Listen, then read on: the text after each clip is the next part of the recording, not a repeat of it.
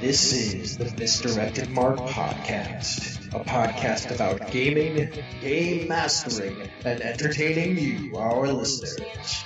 We are explicit, you have been warned, and I'd like to thank Mike Willard for letting us use his music on our show. Now let's pick up those mics and get on with this thing. All right. Whew, it's good to be back. That last one took forever. All right, I'll steal the gear while you pile the loot over by the door to the workshop. Oh, good. You two are finished already? Yeah, the chase took less time than we expected. Once they got north of the airport, they ran out of snow and their sled didn't work too well. I drove the landscaper right up to him. Yeah, then there was a brief firefight. With real fire. Naturally. And with the minions out of the way, we were able to finally go after the real prize. It took some planning, but we managed to get in and out without setting off any alarms. Whoa, wait. I missed the heist? Yeah, but planning is everything. Anyway, we got what we needed. We made it back undetected with everything you wanted. So here's your coffee and 2 donuts, 1 glazed and 1 jelly. Ooh, well, thank you. At least with that out of the way, we can actually take a little downtime. So, I don't know. What do you guys want to work on first? Well, I'm going to finish building this podcast rig. Yeah, and I'm going to finish this tutorial on basic page layout. Okay, that's probably a good idea. Sometimes you need to take a break from, all the adventuring and work on other parts of yourself. Well, that sounds like an interlude. And with that, welcome to the new year, and welcome to the 419th episode of the Misdirected Mark Podcast. Tonight, we're going to examine role-playing time between adventures and how to make them more interesting and useful for your characters. Along the way, the Chat Room for Life will add their suggestions, comments, and examples before we head into the after show. But first, my name is Jerry. My name is Phil. And I am, of course, Old Man Logan. All right. As we are still in the time of COVID, we have to temperature check before we enter the house. Phil, how are you feeling? Well, I feel like we'll be in the time of COVID for a bit, for a little bit. So, I am, you know what? I think I'm doing like 50-50 here. Mentally, I think I'm doing okay. A little anxious about the elections tonight. So if you're listening to this, recorded, it's a week later. But it's obviously it's election night in Georgia, and I'm definitely interested in what's going on there. But I'm leaving it alone for tonight. So I'm a little anxious over that. But otherwise, mental health is doing good. Feeling pretty level. Recovered nicely, like the time off like over Christmas and New Year's, kind of mellowed me out a bit. So that's all good. And physically, I think I mentioned it last time I hurt my back before the holidays. That's actually doing much better. Like I'm almost back to normal. Walking around, but I cut my finger today while chopping onions in the kitchen. You're not supposed to do that. I went a little too fast trying to make my lunch between meetings, and I nicked my finger, the top of my thumb, while chopping up some onions. So it's a little stingy. It's that kind of cut where, and I knew, like the second I started making the cut, I was like, mother, and I cut myself, and now I just got a Band-Aid on it. Like, I got a boo-boo. That's what I got. I believe my cut is classified as boo-boo. Yes, that is a boo-boo. That's a boo-boo. That requires some mommy spit and a Band-Aid. Yeah, the problem was I was like doing stir fry, so it's not like a kind of thing you can kind of slow down on. Mm-hmm. So I just kept like, until I could get a Band-Aid on, I kept like sticking it in my mouth and chopping stuff up like one-handed, and like it was like a little bit of a disaster. But my stir fry was delicious, and I can talk about that later. Anyway, at least it wasn't like that time I took the end of my thumb off. Mm-hmm. Oh yeah. Yes, I'm well. Jerry, how are you? I'm doing well. It's fun getting back to fun in quotation marks, getting back to work after 3 weeks of partial week work. So, but I'm good. It's been a good weekend.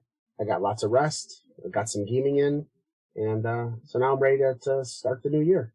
So I'm pretty much taking it. I know that hopefully the end is in sight for the COVID. So we'll see how that goes. So not anytime soon, but at least we're moving in the right direction. Yeah. All right. Robert? I am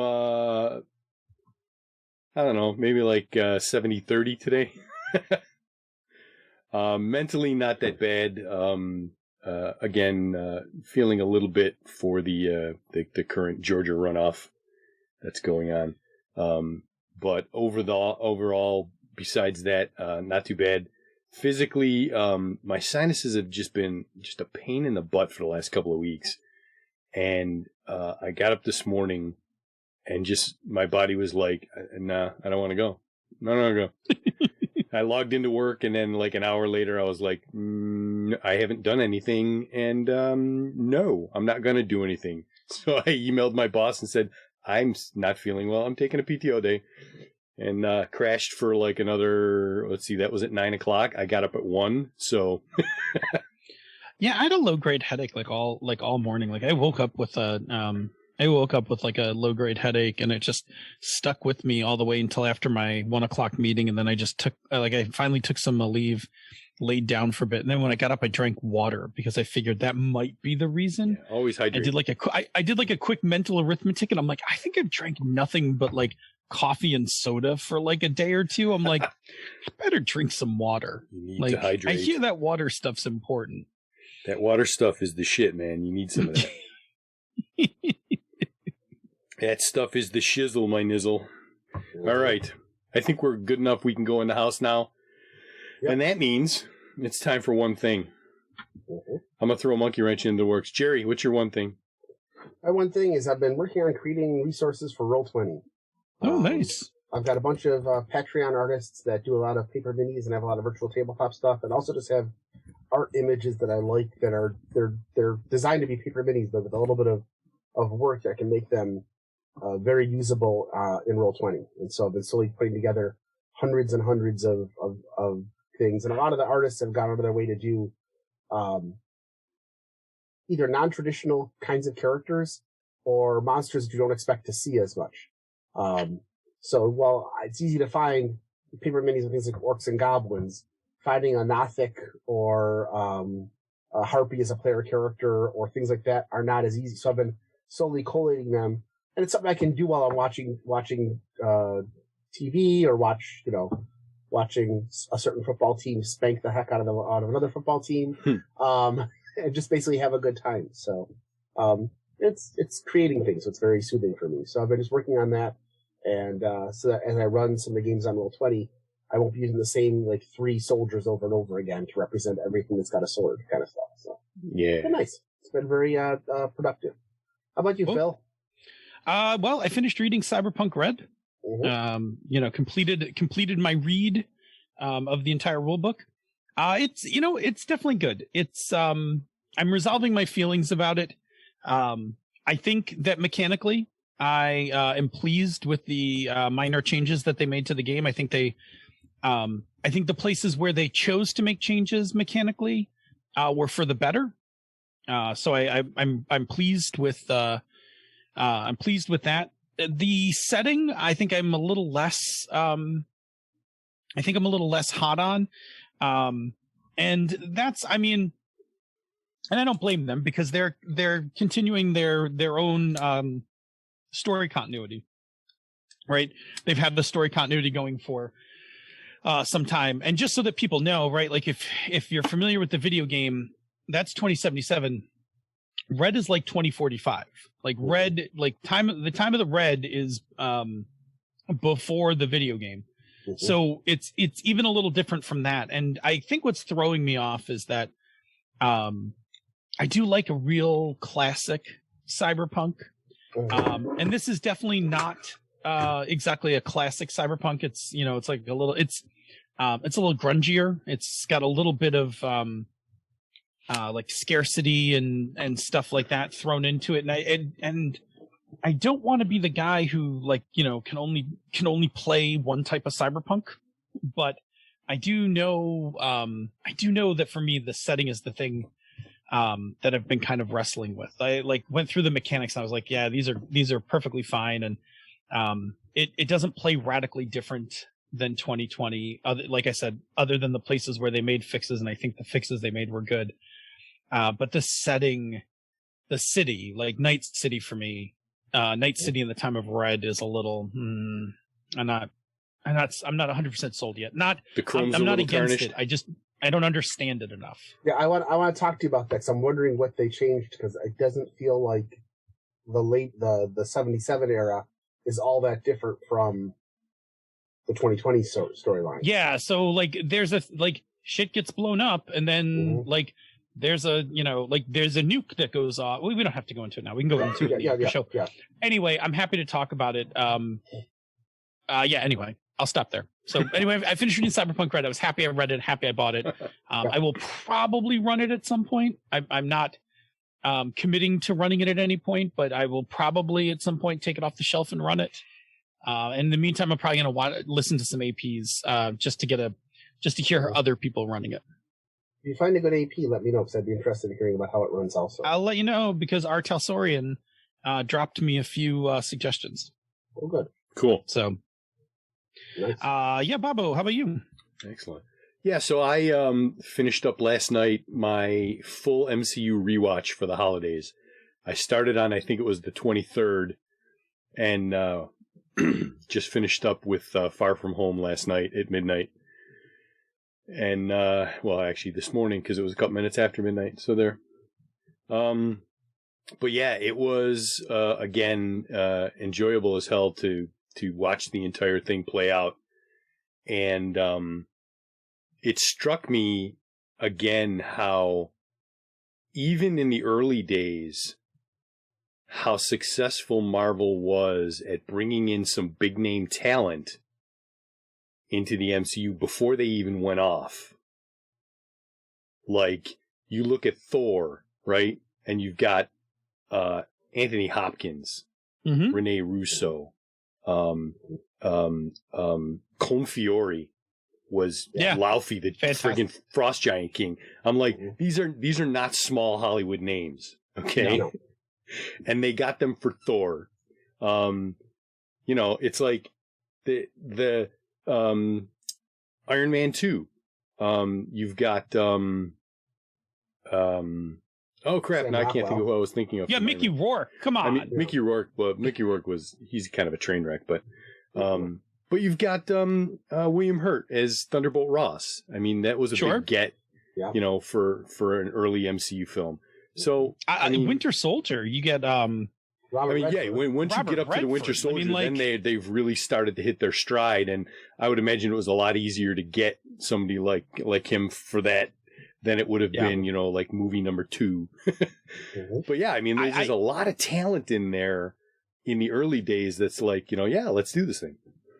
I saw a thing, I'll just mention it before we roll through. I saw a thing go by on my Facebook feed, and I couldn't tell if it was official Marvel MCU or if it was fan-made, but I saw a poster for Black Panther 2 that had Shuri in the Black Panther suit holding the Black Panther mask. Like the helmet. That's fan. I think that was fan. Yeah, that's fan. They haven't released anything yet. I didn't think it was official because I assumed like my Twitter would have exploded. It was a cool fan-made piece though. Like it was very cool looking, but it was one of those things that I didn't slow down enough to really like look and see if that was legit or not. I also watched Endgame. I watched Endgame over the break, and I forgot just how wonderfully fan-serving Endgame is. Like, if you played the MCU game and watched all the movies, the payoffs in Endgame are like continuous through the entire thing. Yeah, that was glorious. Even one of my favorite, like, there are like these little throwaway lines that are like hidden in the movie, like where Ant-Man goes out to eat his tacos, and War Machine lands in front of him and scares him, and then calls him regular size man. What's up, regular size man? A reference to Civil War after he grew really big, and tossed him. There's another one somebody showed me that you got to look for it and pause it. The first when they send Hawkeye back in time and they bring him back, Ant-Man is walking over to him with orange slices. Yes. I totally miss that every time. I have not seen that. Yeah, I apparently you gotta like pause the video and look, but it like Ant-Man's like on the ground on the time machine, and everybody's running over to see what happened. And in the background is Rudd holding orange slices. That's glorious. Yeah, they I will never get tired of watching those movies. No. And even the ones that are considered to be the weakest of the bunch, like Thor: The Dark World. Thor: The Dark World isn't as bad as it could be. The biggest problem with The Dark World is they break their own internal logic multiple times in a climax, and it's like really? But like even you establish these rules, and then you break them. And throughout the rest of the MCU, when they set rules, they usually do a really good job of following them. They don't go off the board. We can gush about the MCU for hours on end. Phil, you're about to say the same thing I was going to say, so go ahead. Yeah, even a C in an MCU movie is still a pretty good movie. Yeah, exactly. That's how I felt about movies like The Dark World, which was that basically, if it wasn't a Marvel movie, you'd come away from that going, that was a fun science fantasy movie. Yeah, it's just that when you compare it to the rest, Iron Man 2 is a perfectly fine action movie. It's not the best Marvel movie, but it's not terrible. No, I like Iron Man. I had a good time with Iron Man 2. Iron Man 2 has grown on me over time. Iron Man 3 is the one that, while it is a good movie, it does the thing that Jerry and I hate the most, which is depower the superhero. Like, I'm annoyed with the Tony Stark without his armor shit. Like, but it's my own pet. We don't have to get into it here. We need to get on with the show. Yes, we should do announcements. That later on, because there's a reason why that doesn't bother me. We should talk about it later on, though. Go ahead. Sure. All right. So announcements. DS9 Watch Club Week 20. We are starting season 7 tonight. This is the last season of DS9, so this is really not a jump on point unless you have like already watched the series and you're like, cool, I just want to watch the end of it with you. The only thing I'm going to add to the watch list, I'm going to extend it by 1 week, is that after we watch the finale, the following Tuesday, I want to watch the documentary, which I believe now is free on YouTube. So we can watch the documentary, What We Left Behind. So I would like to do that. And then the other thing is I'm going to start putting out feelers if people are interested in a Voyager Watch Club. I have a Voyager list. I've been compiling it. I am by no means the expert on Voyager. I just been compiling like episodes I like and episodes that I thought were, like pretty good or relevant or whatever. But I've been putting together a Voyager list. I'm almost finished with my rewatch of Voyager. And if people are interested, we can set up a watch party for Voyager. Yep. I think that'll be in the exact same style as we're doing now. Yep. I would be interested in that. I think it'd be fun to do, especially since I've seen like 3 to 4 episodes of Voyager, maybe 5. I've seen probably about the equivalent of a season's worth, maybe a season and a half. So, I will say this: there are some definitely good episodes. Yeah. It has the Michael Piller effect. So you got to wait a couple seasons for it to get out of there before it goes from pretty good to really good.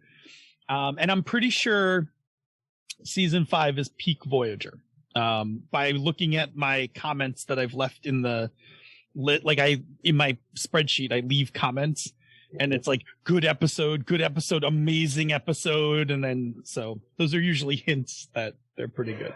Anyway, if people are interested in that, hit me up, because we definitely can do it, and we can do it in the month of March, as we come off of Deep Space Nine. All right. I don't have any other announcements. Do you guys have anything? Nope. Okay. I got nothing, which means it's time for the feature segment. Yep. Take a sip, Phil. You ready? I think I'm lubricated enough to do the beginning part, and then I'll just need a sip afterwards. All right, here we go. Workshop! We're talking about the interludes, the things you do in between games, between adventures. It's sharpen your sword, fix your armor, do some research, make some magic items. It's the interlude in the workshop. Don't suck. All right. All right. So, tonight we're going to be talking about interludes.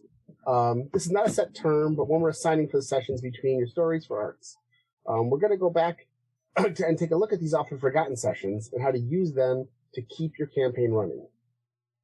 In order to do that, we're going to need a working definition, and for that, I'll fire up the definition bumper as we turn to Phil. Behold!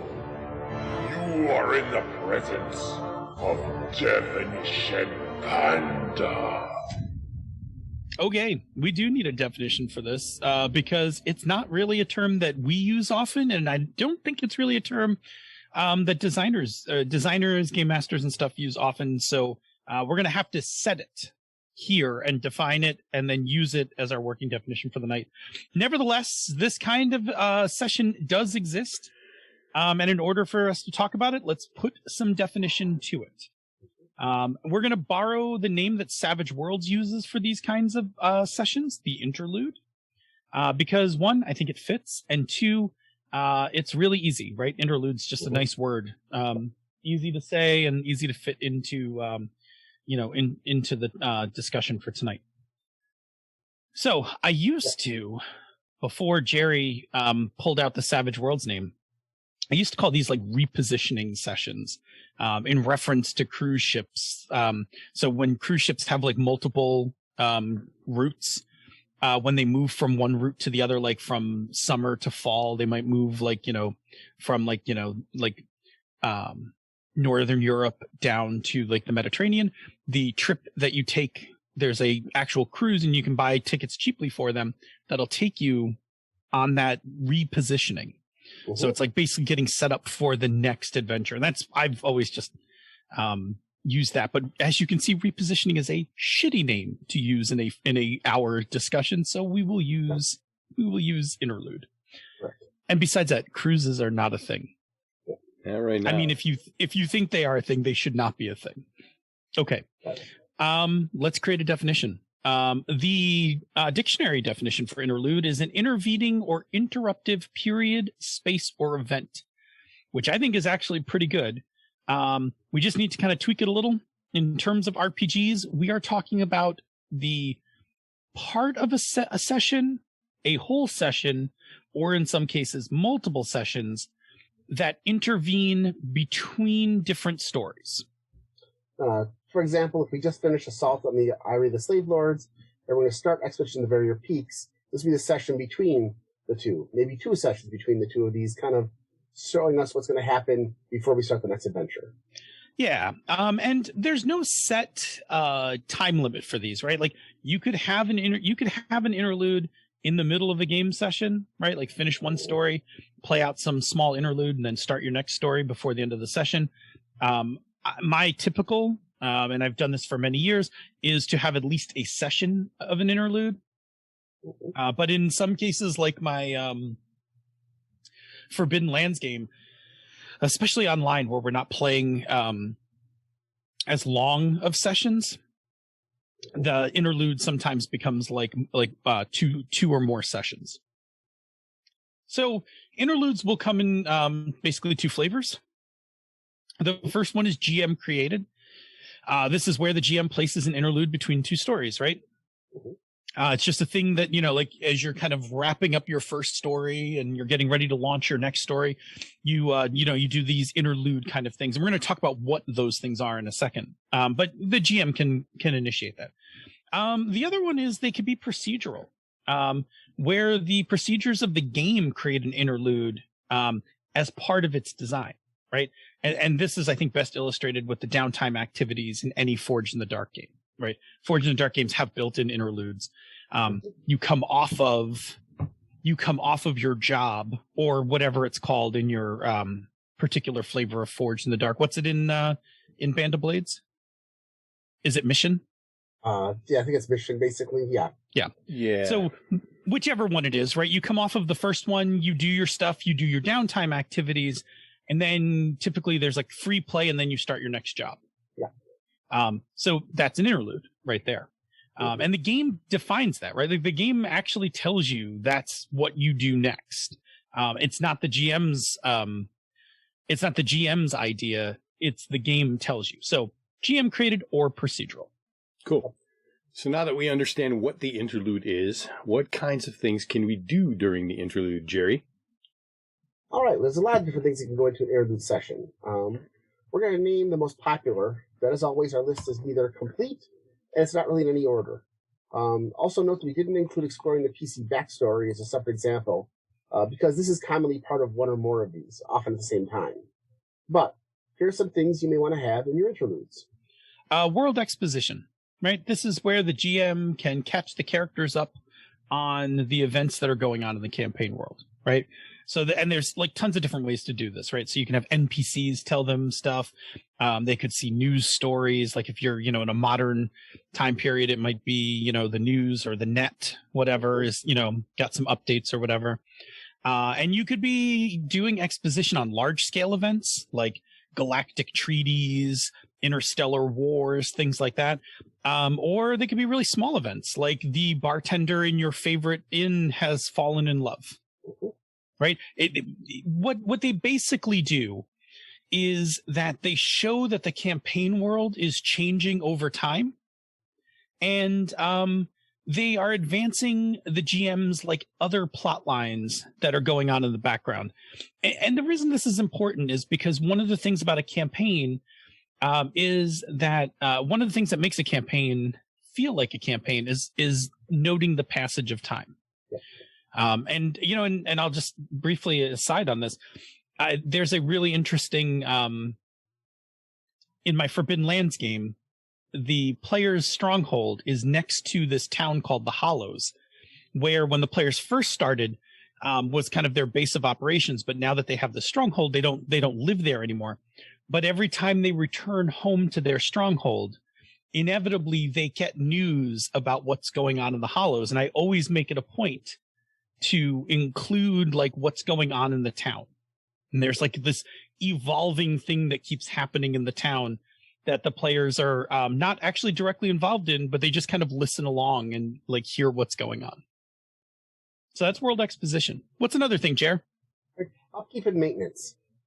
This is going to be when you make repairs to equipment, your bases, your vehicles. This could often be more mechanical and less narrative. Things like cost for how to keep things running, your fuel, your crew, etc. And the goal of this is to maintain the group's activities. But again, this is a place where, depending on their interaction with what's going on, there's a lot of room for role-playing as players can talk to the people that are helping to repair things. They can try and negotiate for parts and the like. Did you say activities or capabilities? I said activities, but it is also capabilities. Yes. Gotcha. Yeah, okay. Yes. Because that, especially in a game like Forge in the Dark, these upkeep times basically will help you move on to the next adventure. Mm-hmm. All right, what's another one, Phil? Another one which goes hand in hand with upkeep and maintenance is upgrades and new gear. Right, this is when the group acquires new equipment, new features for your base, new mods for your vehicle. If you were in my corporation game back in the day, this is like, where you went and, had whole parts of you replaced with all new cybernetics. Hell yeah.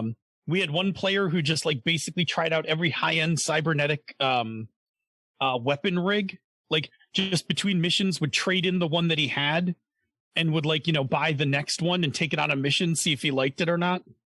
But upgrades and new gear. And the goal of this piece in a interlude is to actually expand the group's capabilities. So they head into the next story with more or different capabilities than they did from the previous story. Yep.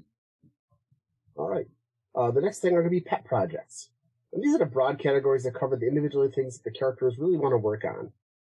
These can be things like intervening new technologies, doing research, cultivating contacts. There are also things that characters like to work on, but aren't always able to while they're in the middle of a story. Things like creating potions and making scrolls, or copying over a spell book, that sort of thing. Mm-hmm. And the goal of this is for the characters to expand their capabilities, as well as a way to introduce future stories that might be coming down the line through their interactions. Yeah, like you might want to plug Data into the starship and run parts of the ship off of Data's head, right? Like that's a pet project. And perfectly normal. Nothing could go wrong. And again, expand your capabilities as well as a way to introduce in future stories. Yes. Okay. NPC interactions is another one. It's a really good one. It's a very broad category, but this is a time during an interlude for a character to have conversations. I'm gonna back it up. It's not just NPC. It could be NPC or PC, right? Mm-hmm. Let's just say interactions. It's a time to do a little role playing and have an interaction with another character, whether it's an NPC or whether it's a PC. And this can just be done for role playing sake. Like, it's just fun to role play, and like, we just get a chance to watch a couple of characters banter or have a conversation.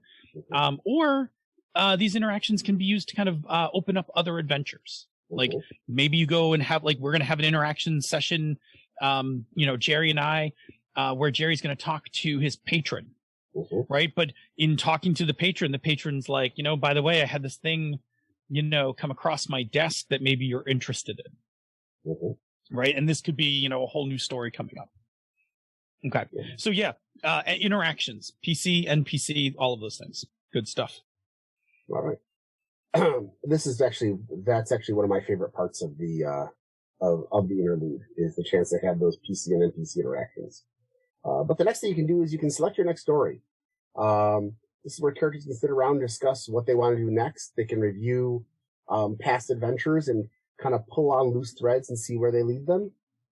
Depending on how you arrange your campaign, there can be lots of opportunities for the characters to actually select exactly which job, mission, or adventure they want to take next. It also lets the players kind of decide what they want to pursue, both the short-term and long-term goals. They might decide that this little piece over here is more important to them than the main campaign, and that helps to give the GM some direction. Because the goal of all of this is to give the GM an idea of what story to prep for the next session. What does the players actually want to do? Yeah, absolutely. The other thing another thing you can do is a side quest. This can be a small, less than one session activity that one or more characters can undertake. Usually the stakes for this are much lower than like a full story, right? Like, this is just like a, you see this in TV shows a lot. I'm trying to think of like a DS9 reference to this, but this would be very much a thing where you've got the main storyline going on, and Miles and Julian are dicking around doing something, not being queer enough together. But anyway, that's the bromance of ages, is Miles and Julian. Anyway, these side plots, these are like little one-offs, and they're just like, sometimes, and we'll talk about this, like, there's sometimes just to give something for some characters to do while other characters are doing stuff. You could roll them up that the one-off could trigger like a much larger story in the future. That's a cool thing to do. Like, all of a sudden you just like find out that, Bob's trip to town has now set off this whole thing that, like, not the next story, but the story after is going to have to be dealt with. Yep. Yeah. Those kinds of things. All right. And lastly, we'll talk about training, where characters can actually undergo some sort of training to improve themselves. A lot of this is going to be driven by the mechanics and advancement of the game. There are some games, especially a lot of the older RPGs, used to require this sort of downtime. In order to become a 10th level fighter, you have to go off and spend 3 months training with somebody, or to become a 9th level druid, you have to go find a 10th level druid and kill him, and now you can become a 10th level druid. Right. A lot of that old stuff, and some other games have it as a mechanic. Games like the old Cyberpunk, where you could earn extra experience points and get a new level by finding a teacher who could train you for half your experience, but you actually had to go out and find them and role play that time session. So a lot of this can be mechanical, and it's often involves spending some XP or whatever resources that are available. And this is a good time to have that come in there without actually stopping the game in the middle. I think there's a training piece in most Forged in the Dark games, right, where you can use one of your downtime activities to get a few XP for an approach. Yep. I don't think does that exist in Band of Blades? I don't remember that one. Off the top of my head, I can't remember. It definitely exists in some of the other ones. Scum and Villainy has it, and it's very Blades much in Scum and Villainy. I think that was probably our most common one in Scum and Villainy was training. Yeah. It's a good one if you don't need to reduce stress or heal wounds. Yeah. It's a fantastic way to be like, well, I got nothing else going on. I'll get some XPs. Mm-hmm. Yep. All right, so we've shown there's plenty of things you can do during an interlude session, but we haven't really talked about why you would want to use this kind of session. So, Phil, can you shed some light on that? Yeah, and why is a good point, right? Because you don't actually have to do an interlude session. You could just run one story, and then the next session you play, you just, running the next module or adventure or whatever. You don't really have to do interludes, but you might want to do them. I like them for a lot of games that I do. I won't say every game, but a lot of games that I do, I like having these interludes. Here's some reasons why you might want to use them. The first would be to set up a beat change. This can be used to break up the intensity coming out of one story and heading into another. If you just got finished with, an 8-week adventure trying to stop the Delkir from destroying the city of Sharn, and you finally got to the point where you set them back, now's a good time to step back and have a chance to interact with other people. It's also a good place for world exposition and your pet projects, your NPC interactions. If somebody expressed an interest in dating that stable boy, this is a good time to go find out where they are and see about asking them on a date. Somebody's trying to build something or work on, reinforce the group's base. And even places where players can go out and go talk to people and get more information about things that are interesting to them. If you're a player or character who's interested in how do elementals work in Eberron, you can go out and talk to somebody at the university and get some training information and kind of build that part of the world. Mm-hmm. They're also going to be done between adventures. Interludes can be a nice beat change in the middle of an adventure for a short time.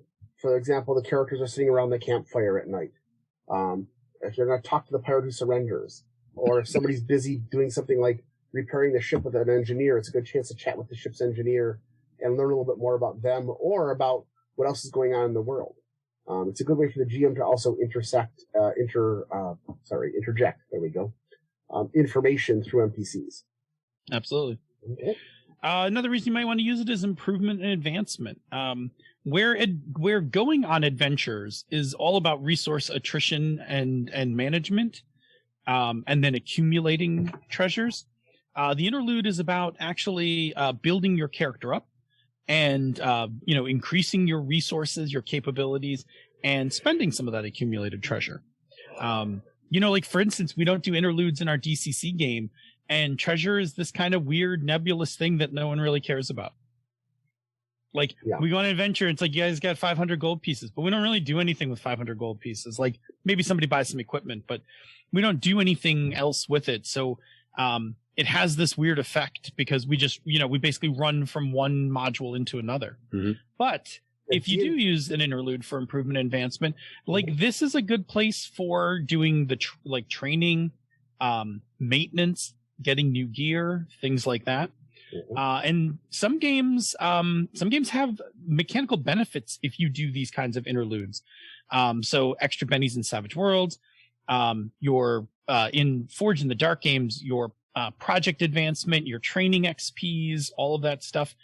And then, like in Pathfinder, like this is the place where you do, magic item creation, scroll, make a batch of potions, recharge the healing wand for your cleric on a rope. Or you have a healing wand because you don't have a cleric on a rope, and you need to live. So anyway, all of those things happen, in this kind of interlude. All right. The next thing is going to be direction. This is where the group has completed the previous adventure and now needs to decide what to do next. And again, this is a good place for pet projects, research that actually advances the plots, NPC interactions that are plot related, your plot-related side quests, selecting the next adventure, and seeding, as a GM, future plots into the storyline itself. This is a way that the players can get some control over where things have been going. It's especially important, tied in with beat direction, if they've been basically kind of stuck on one plot thread because stepping off of it would have meant the villain succeeds. Having one of these downtimes to give them better direction will give them a chance to look at the things that they really wanted to do and move on to them. And that makes a lot of difference. Yeah, and each interlude that you plan for your game can be different. You don't always have to do the same things in an interlude or the same, reasons for doing an interlude like we're talking about here. you can, you build your interlude based on what the players and the characters need. Yep. All right, and this can include as much or as little role-playing as the players and GMs want. And that's going to vary a lot based on your group. Some groups are going to jump into this, and it may take 2 or 3 sessions if they get into a entertaining role-playing session that everybody's having fun with. I sometimes wonder if this is my problem with my Forbidden Lands one. I like role-playing, right? So like I like put all this role-playing shit into the thing, and I'm starting to wonder if I need to ask everybody if that's what they want in the interlude. So I would say, speaking for the rest of the table, I think we definitely want some. Maybe the degree of, like, the volume of it might be need to be tweaked a little, but we definitely all enjoy it. Yeah, it's I mean, I'm wondering if that's the thing that I'm getting out of the if I'm getting out of the game is by doing the role-playing stuff during the interludes. It's a thing I'll have to reflect upon. I'll be honest, we've had a couple of Eberron sessions that I think have been interludes, interspaced with a couple of small adventuring sessions. But that's what everybody's having fun with, so that's what we're going to do with it. Because you can do that kind of thing. Yeah. It works up. But the important thing is that you just want to vary it up. Focus on what matters to the players and the characters the most. Be ready to follow a simple dice roll or mechanical decision that generates a thread that the players find fun. Don't feel that you have to end the interlude, or the interlude can't be tied into the adventure. If the interlude suddenly becomes an adventure, roll with it if everybody's having fun. Mm-hmm. And that's, some games do this better than others. We're going to talk about that when we get to the chat room. Yep. So, all right. Yeah. So now that we know why to use them, do we have any general tips for running good interludes, Phil? Yeah. So if you want to get the most out of your interludes, we've got some advice here. The trick is that since there's no one type of interlude and there's no one way to run an interlude, we've got like a collection of best practices to get the most out of them. But, these are going to vary. Your mileage will vary with these. But here are some of our best suggestions. All right. First, make it only as long as it needs to be. Remember, the interlude is often a beat change, but it's also not always the most exciting type of session. So you want to keep your interludes short most of the time. Make sure that you cover everything your players need, but don't drag it beyond that. If this leads to a longer scene, then that becomes a separate adventure, and it's time to move into that phase. Yeah. Mm-hmm. Make sure everyone's doing something, right? When interludes tend to be the time where the party splits up and, becomes solo time for the characters. You want to make sure that everybody at the table has something that they're doing during the interlude. And this is a great place to drop a side quest or an interaction scene if somebody doesn't have something picked out. All right. So if if one person's like, look, I got to go make potions, and you're like, cool. And they're like, they pick up the rule book and they start figuring out, costs and materials, whatever. And somebody else is like, yeah, I'm going to, I'm heading off to do some research, and they're going to make some rolls to do some research and get some information. And like the other two players are like, I don't know, guess we're just killing time until it's time to go on and, back out into the, into the world. This is a good time to throw them an interaction or give them a little side quest. If somebody doesn't have something picked out, you can make something for them. Backstory. Yeah, absolutely. And it's honestly, it's a good low stakes place to do some role playing practice. If your groups aren't super comfortable with role playing, interludes are a great place to do a little practice role playing. It's also a good place to exercise things like spotlight management. In fact, interludes are actually a good spotlight management thing for GMs, because you got to kind of fill the interlude and kind of keep everybody engaged at the table. So it's good in both that way, and it's good in the way that, players can also pull other players in to, the things that they're doing. Take somebody with them on an interaction to go see the patron, or, hey, I just stumbled on this weird little thing. Come help, come give me a hand. That seems to work very well in a lot of things we've seen, and gets players to be more of a team. The next thing is, you always want to include some sort of world exposition. Being part of a campaign means being part of a continuous timeline. And the best way to do this is have the world change as the players are out adventuring. Something is, they come back to town, or they hear a rumor that something has changed. It could be the meta plot. It could just be something going on in the background that, the king just got married, or, the local starship factory recently had an explosion, and now starship parts are scarce. But something's going on in the background that's making things move on. And the interlude is a really good time to show that, because other things are going on, and as you drop these tidbits in, the players have time to ask questions and investigate them more. Who did the king marry, or who set off that bomb, or where are we going to get the parts to repair a starship? Yep, absolutely. Mix some mechanical and narrative elements, right? Having an interlude that's nothing but going over fuel prices and cargo tonnage may not be that exciting. So, you want to mix that up with some role-playing opportunities as well. Like, don't just spreadsheet. This is the thing, like, I was making an oblique Traveler reference to that, but this is absolutely a thing in Forbidden Lands. Yep. Forbidden Lands has a spreadsheet component to the game. And I try very hard to make interludes not just about doing the spreadsheet part, because a whole session that is nothing but spreadsheeting is not exciting. Yeah, we're gonna get to that in the after show, in the chat room in a few seconds. Another game that has that. So lastly, know where you're gonna go next. An interlude's gonna only interlude if you have something coming after that interlude. Yes. So make sure that the interlude wraps with the characters knowing where they're gonna go next, even if they don't know it yet. And make sure that they're prepared to go. If there's something that the players need before they go on the next adventure, have that put in their lap. Give them the information they want. And if for some reason, in the adventure, the players have managed to avoid learning those 3 key bits of information they need, this is the time to have somebody explain it to them. Sure. Or have it stumble into them. And that's always fun. Absolutely. All right. That is what you need to know about interludes. We're going to take a break, check in with the chat room, see what they're up to. But first, Bob, tell me about another show on the Misdirected Mark Network. I would love to tell you about another show, and that show is Down with D&D. Teos and the Mad Wizard Sean Merwin dish about everything D&D with a focus on the brand and the newest edition of the world's most popular tabletop RPG. Good times. I've heard a lot of people say that they're really enjoying the show right now, so check it out. Yeah, I hear those guys are on a roll. Yep. Absolutely. All right, chat room time. I see some discussion about Forged in the Dark games. Yes. Yep. Absolutely. And I'll say this: Forged in the Dark games are just they're very procedural. I think that's very much Harper's style.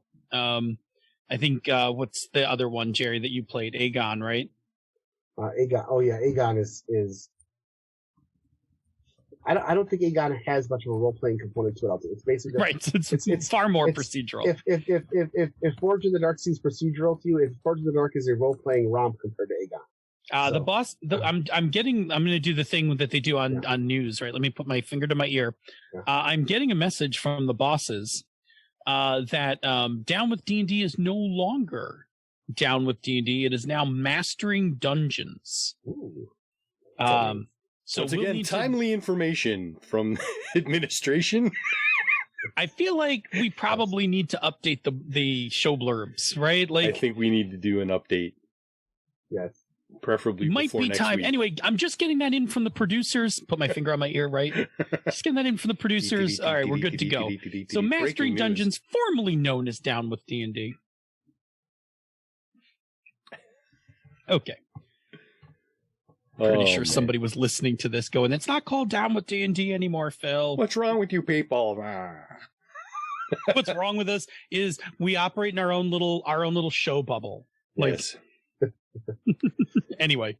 Yeah. I don't know. Like, I mean, look, Forged in the Dark games have forced interludes. Yeah. It's built right into the game.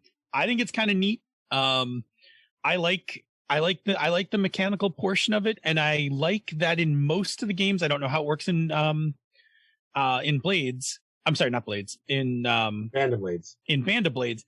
But I like that in both Scum and Villainy and Blades in the Dark, you can buy more turns with cash. So like you have like a couple moves, but if you wanted like like, oh, I really need to heal and I really need to like de-stress, but I really want my pet project to move forward.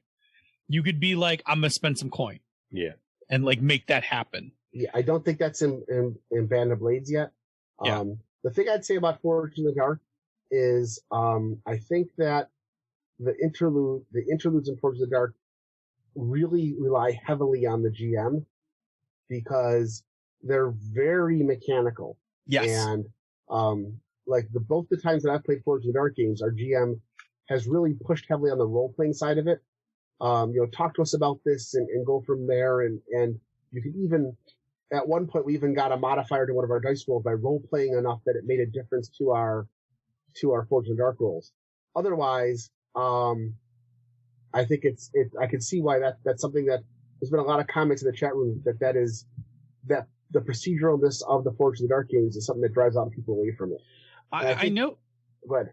No, I was gonna say I know that when I first learned to play the game, I struggled a lot for where to put the role playing in it because because we were playing Blades, right? So like Blades, like when you do the job, like there's some role playing obviously for the job, and that part's fun. But like the format I got into was like all the role play stuff I would do in the free part before the job, right? Like I would have like, all the characters would have scenes, with other NPCs, advanced plot lines, things like that. Then we do a job, then we do the aftermath of the job, downtime, and then more free play. Like that was my, like I followed that process pretty rigidly. Yeah. But I agree with you. Like downtime, you could do downtime very quickly if you just make it all mechanical, or you can play it out, right? And you totally can do both. Yeah, I think that the criticism that we've heard about Forge of the Dark games is that I think it often happens when the GMs aren't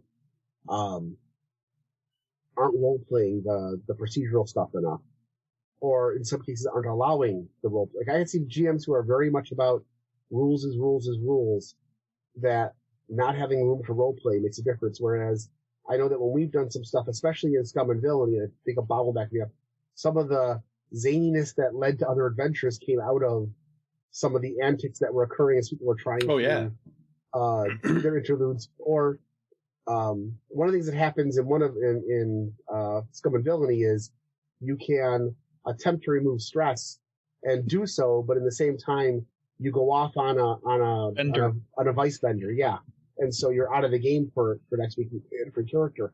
But the how and why of that makes it more fun, and oftentimes it involves other characters. Yep. So, but I definitely see the people that have said that the procedural part of it made it less fun to play.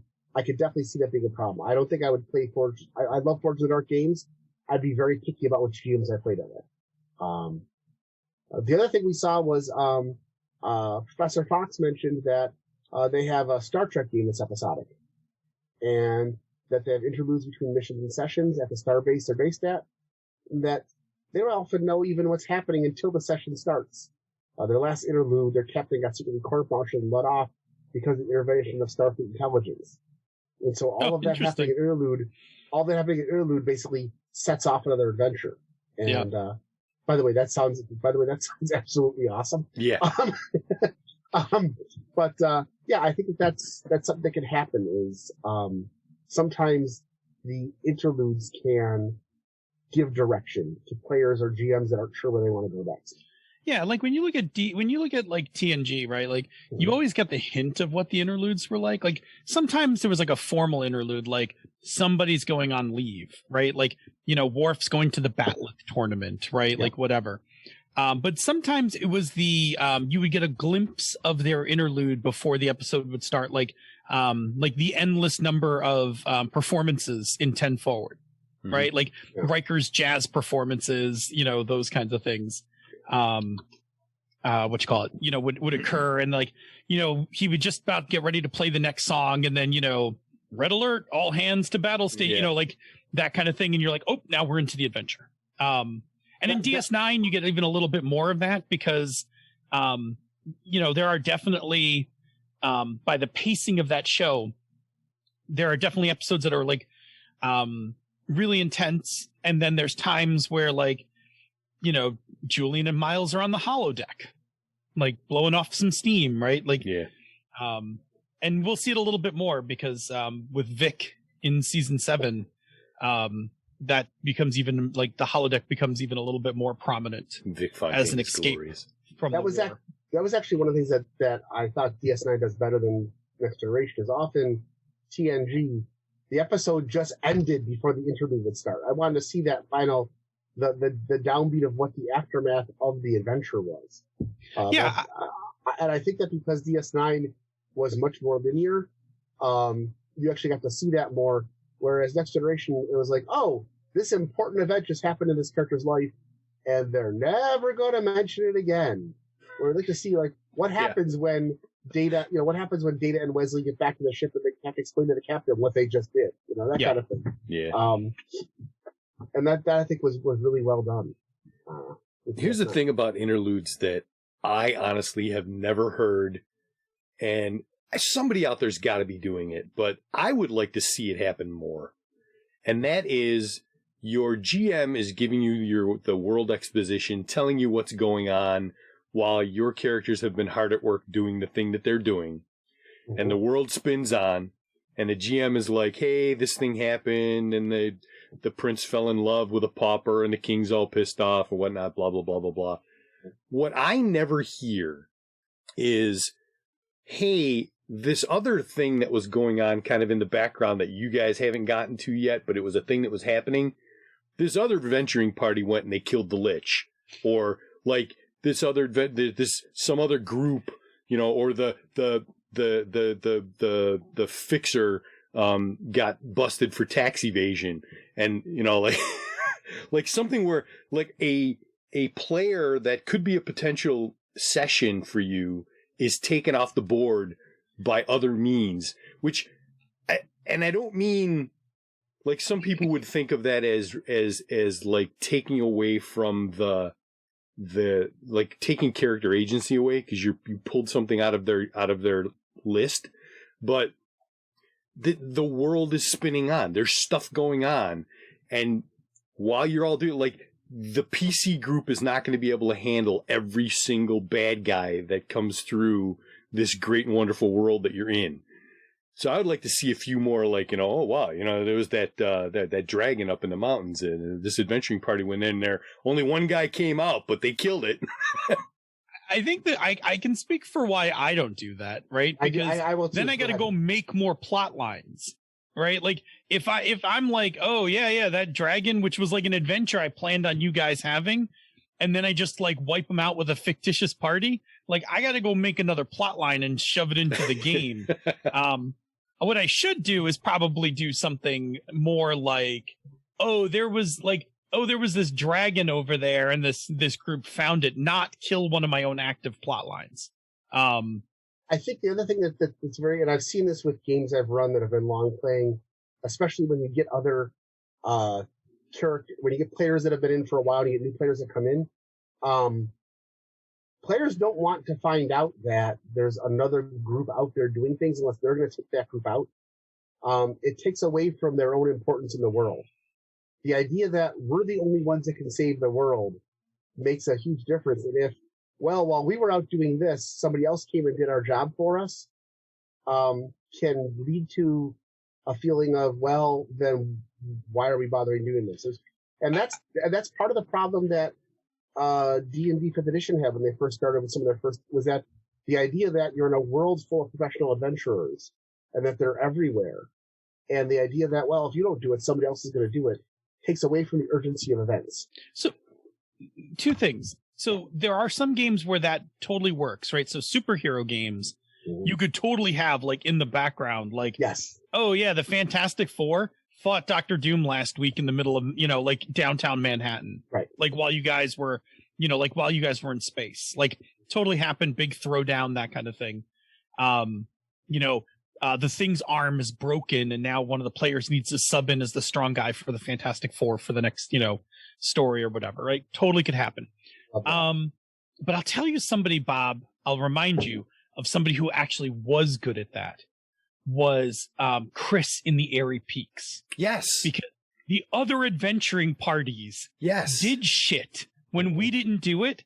Like I can never remember the guy with the southern, the guy with the southern accent. I don't remember any of their names. I don't remember his name, but I can hear his voice, right? Uh-huh. And we weren't against that group. Like we weren't like, enemies with them. We were kind of friends with them, but they would show up in the bar, or we'd get back from some excursion and it'd be like, oh, so-and-so's group like cleaned out this like section of the caves. But you'll notice, like they didn't take down Many Eyes while we were in the bar.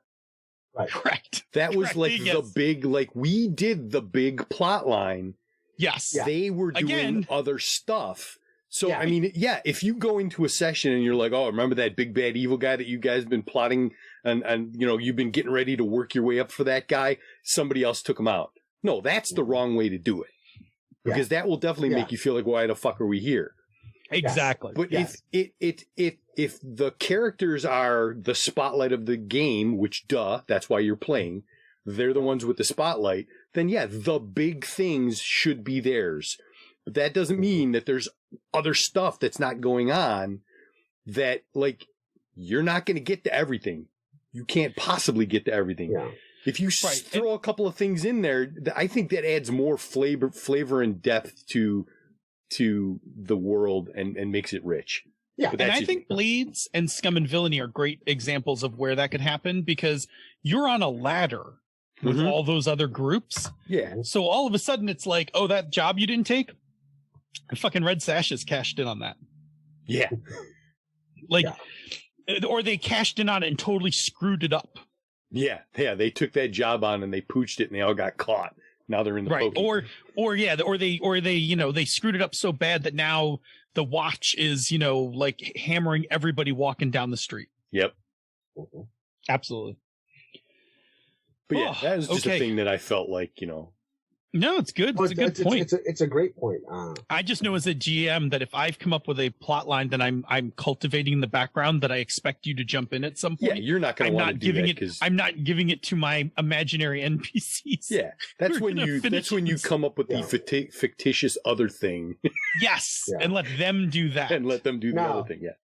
Now the flip side of that I have seen briefly, also with Chris, is where you have like two plot lines going on, and you're deliberately left with a moral dilemma over which one do you follow, and whichever one you don't follow, that is going to resolve itself.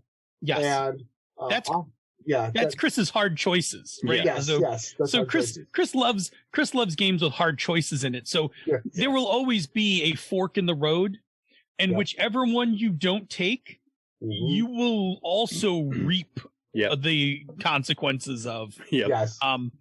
And you just have to decide which one you're going to actively try to save and which one you're going to have to live with the consequences of. That's a very if there are some signature parts of Chris's gaming style, that is very much a that's totally a Sneezak. And that's a total Sneezak move. And that's built right in the Blades Band of Blades, because you can only do 2 missions, and sometimes there are 3 that have to be done. Yeah. And you have to pick which 2 are important to you. We actually, our game group just had that discussion over which 2 are more important and which one is just a flavor. And, that becomes important. So good, very good additions by the and chat just room. to wrap that up, the thing that you were saying, Bob, that is actually the best way when you have a plot line that the players aren't going to bite on. Like, for instance, like hypothetically, and this is actually, now that I'm thinking about it, a definite possibility. Like, if you don't want to deal any further with the Rust Brother plot line in Forbidden Lands, like somebody could come along and take care of that. Yeah. It's a kind of thing where if the players are like, you know what, we're not really interested in pursuing that plot line. Yeah. Then that's a perfect time for a GM to be like, cool, something happens with that plot line. It'd be a damn shame if Elgarod and his undead army ran into that group of Rust Brothers and just wiped them out. Right. I would cry. And I'd like to add that if you want to do that, I think one of the best ways to interact is that if you're going to have somebody deal with another threat, it's always best if it's somebody that the players may have cultivated along the way. If if along the way they've been training the local city guardsmen to be better at fighting, and they talked to the local witch and kept, gave her some extra herbs, and all of a sudden while they're gone, the guardsmen, the goblin they rescued, and the witch decided to, gird their loins and run off and stop the local thieves guild. That also still makes the players feel like they had an active import in the game. Yeah, absolutely. And also will make them make other choices later on, and then all of a sudden the goblin gets kidnapped. Yeah. All right, cool. So, time to get back into the second half here. Yep. Part 2, as it were. We return to our topic of interludes with the roundtable discussion, starting with the following question. Yes. In what games have you used interludes, Jerry? Well, as a GM, I like to use them in almost every game. We've a lot of game systems now have included them, and a lot of game systems have added them as like house rules. But I like to use them as a GM in every game that I run. As a player, most of my GMs use them as well. I think right now the only game that we don't have any interludes in is Dungeon Crawl Classics, because there's really no downtime. We pretty much jump right from you finish this adventure to, okay, it's the next week and you have your next adventure. But as a GM, I love using them because I think interludes give players a chance to explore parts of their character they might not get a chance to show while they're in the dungeon crawl or their cyber run. And we'll talk later on about how I like to interact, add more to that. But I also think it gives the players a chance to explore the world in ways that they get to follow their own backstory information. I like players to have backstory for their characters without looking to be super detailed, but oftentimes a player will latch on to a particular part of a game world, especially if it's one that they haven't played before and they suddenly realize, I like this part of it. I want to explore this part of it. Interludes are a great way for them to do that. And so if you have somebody who wants to learn more about the rights of droids in the Star Wars universe, it's a good time to get them involved in a little interlude involving some droids and talking to them. Anything along that line can go off and take care of it. So I just find that's very useful. How about you, Phil? Yeah, I mean, on the one I've named earlier in the show, for sure, Forbidden Lands, we do a number of interludes, and that's in part driven by the structure of the game. So because the players have a stronghold, they have a place from which to leave to go on adventures and to come back to when they're done with adventures, which basically means that every time they come back to the stronghold, it's time for an interlude. Which is fine. So we play for like weeks on a quest. Like they're on the road, they're adventuring, they go to an adventure site, they're like going through a dungeon or through a town or something, then they travel home. And then when they get home, we begin the interlude. And the game the Stronghold has this kind of spreadsheety bookkeeping kind of thing where you generate resources, like you quarry stone and chop wood and stuff like that, so that you can build other features for your stronghold. So one of the things that we wind up doing in the game, especially because travel is also a component of this, is we actually keep an in true Gygaxian, like Gary looking from above, in true Gygaxian style, we have a accurate time record of our game. Like we actually have a campaign calendar where we're like, players were on the road for these 3 weeks. Yep. Now they're back. We usually jump ahead a few weeks. And so then we get into this kind of spreadsheety thing where, and Bob's the point person. I'm point over to Bob. Bob's the point person on this. So, we need to figure out like how much stone did the workers generate while we were gone, and can we build the bakery? Can we build whatever? So, interspersed with that, because that would be really boring if that's the only thing we did. I also advance, I advance the storyline. Like you find out what's going on in the Hollows. In this case, you also find out what's going on with the Rust Brothers, which are kind of the bad guys across the lake. And the other thing that I use it for heavily is what is the next adventure. Yeah. Like, a lot of the discussion is, what are you guys, like, there are multiple, in the campaign that we're playing, there are 3 items that need to be found. There were 4. You have found one of them. There are 3 more, and the question is, well, which one do you guys want to go looking for? Yep. There's no order to them. So one of the things I actually need to get out of the group is, like, I need them to have some PC to PC interactions and be like, we want to go find this thing. And then I can be like, cool, I'll start prepping that. Like, I know now which section, like, I know now which part of the campaign to read up on and start processing. Yep. And getting it ready. So that's a big deal for me. Other games I've used it in, I definitely, like, we definitely used it in our D20 modern game, our heist game, because we would always have an interlude session between jobs. So once a job was complete, there'd be time to spend some money, do some NPC stuff, and often pick out what the next job was going to be. Mm-hmm. And then get going. So that's, I definitely use them a lot. I definitely use them a lot because I tend to run games where I like players to pick what their next job is. So I like interludes so that there's time to do that. Sorry about that. I accidentally moved. That's right. Anyway, what's our next question? All right, number 2. What features do you most often include or look for when you're doing an interlude? Yeah, so it's funny because I've never actually given this a lot of thought.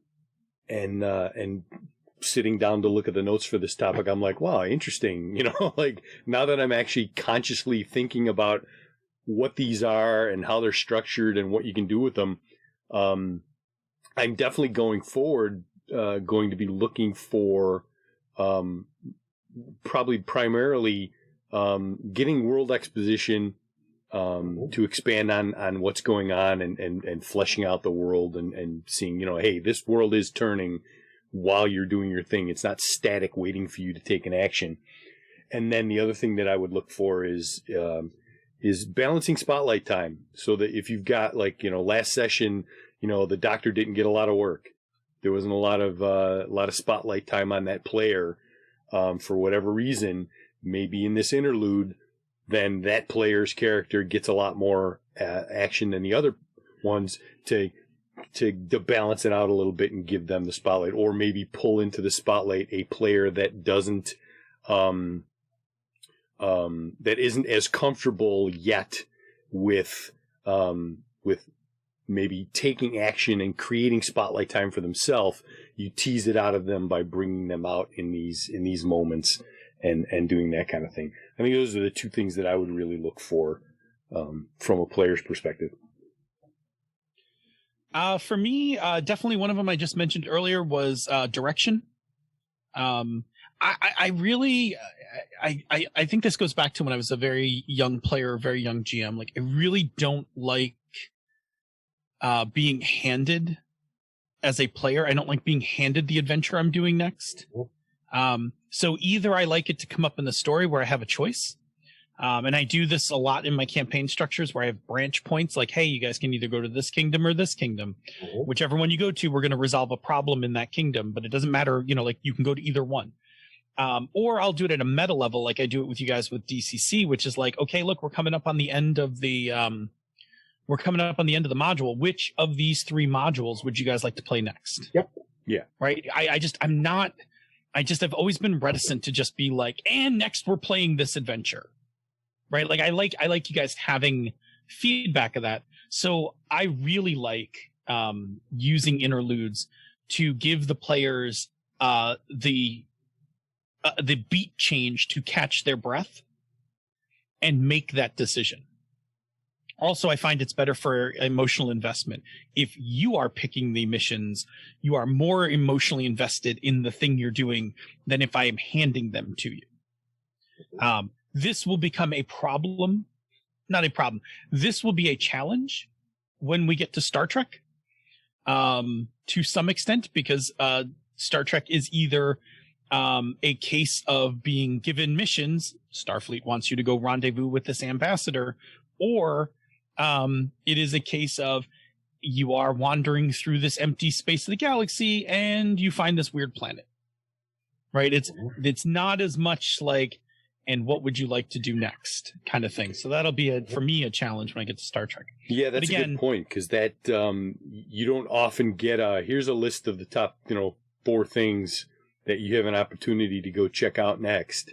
If you're strictly exploration, then maybe you've got, okay, we can check out the nebula, we can go check out this binary star system, or we can go look at this weird subspace anomaly. Exactly. That's a little different. But generally with Starfleet, you don't get a ton of that. No, if you look at like TNG, 50% of TNG episodes are handed down from Starfleet Command, and like the other 50 are like shit they ran into. Yeah. Like, and Voyager's even worse, right? Voyager doesn't even have Starfleet Command telling them what to do for most of the series. Like, they're just driving around running into shit. Endlessly running into shit. Like, we're trying to get home, but what's that weird anomaly over there? Let's go take a look. Yeah. Whereas Deep Space Nine, they're sitting there and shit's coming at them from different directions. And in that way, it's a little easier because you can throw different things, right? Like I like the fact that there's some really interesting A plot, B plot things, but I don't know. Anyway, to stay on topic, the thing I really like on Interludes is for players to pick where they're going. That's what I really try to get out of all my Interludes. Okay. Jer? All right. For me, the things I look for or want to include is, first of all, I like to include any NPCs from the backstory or the adventure. If possible, this is a good time to have them show up again, even in just passing or in conversation. Use this to give them some hooks back into the world at large. And at the same time, do some sort of world or neighborhood building when possible. Use leading questions. Things like, you attended a major function at your temple today. What was it for? It was a celebration or rite like. And then let the player take it from there and describe how they see this part of their character. Or, what did you do for fun while Mock just was preparing the icon drive? What else is going on with your character? It's a good time to give them a chance to explore things. Especially because I tend to be a little tight with character backstories. I don't want 28 pages. I want something short so we can build it during the game. This is a chance for the players to take that thing they want and explore it. And also, with the right group, we can also have one player lead into another's interlude. Something like, Mike, tell me one interesting character, Chris's character, Alec, met in the bazaar. Why were they important? Mm-hmm. So that one player is creating something that another player can play off of. And then let the main player take it from there. And if they want to be interactive, let them do it. This is going to be a point where you're going to be spotlighting on one player. But if there's an NPC that shows up and one of the other players wants to take over that NPC to make an interesting encounter, go for it. And that can build your whole world from there. It's where I start taking lots of copious notes at that point. Because it gives you a chance to build that sort of thing. With one of the games that we did 2 years ago, at the beginning of every adventure session, I would ask each player one question about the world that they could fill in. And it could be anything. It's like, does your character follow a god? Great. Tell me about this god. It doesn't matter if it exists or not. It's about to exist. Or, while you were in town, you got some boon from somebody. Who's the new contact that you met in town? Sure. And then lead that. How'd you meet them? What happened? Yeah. Let's role play a little bit of that. All of that gives a chance for the players. What I'm basically doing is this gives the players a chance to shine on the things that are more than just, I'm really good at killing stuff. Even if you're playing a game where maybe that's what your character does. I'm the fighter and I don't have a lot of other things besides killing stuff. But from a role-playing standpoint, that's lots of non-mechanical things I could be awesome at. And go for it, Yeah. I adopt stray kittens. How many did you get this time? Where'd you put them? That kind of thing. So those are kind of things I like to include in the interludes because all of that can end up leading to more adventures down the line. Mm-hmm. You picked up a stray kitten and it turns out to be the princess's favorite cat. Oops. Go from there. Yeah. All right. Cool. All right. Question 3. What is your biggest challenge in running or playing in an interlude? So Jerry definitely has my my number one, so I will tell you my number 2 challenge. I think my number 2 challenge is how to mix up or how to give equal spotlight time when somebody's primary thing is mechanical and they just need a couple roles.